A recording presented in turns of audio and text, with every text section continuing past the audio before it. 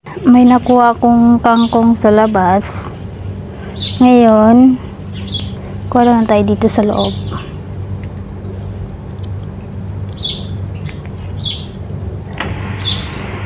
Para adobohin natin, guys. Medyo madami-dami kasi kumpara noon na dito lang kumukuha, kasi dun sa labas konti pa lang. So yung itong tanim namin, guys, siguro 6 months na to na tanim namin.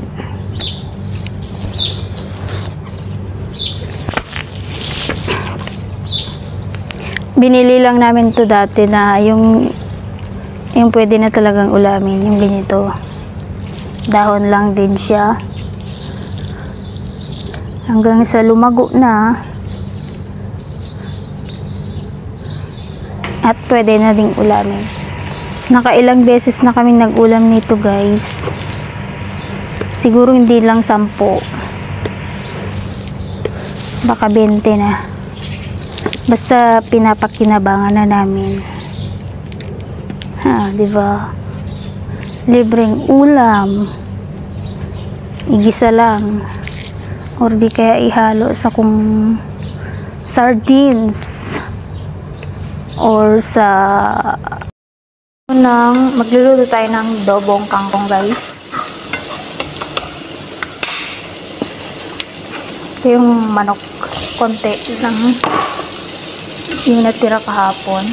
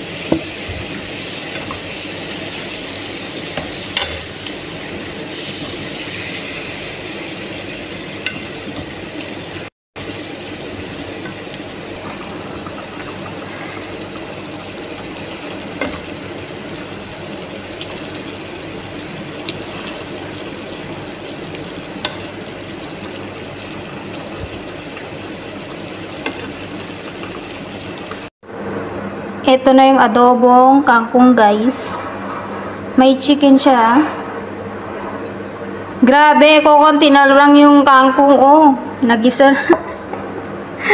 Ang dami-dami to kanina. Naging ganyan na siya. So, yun lang.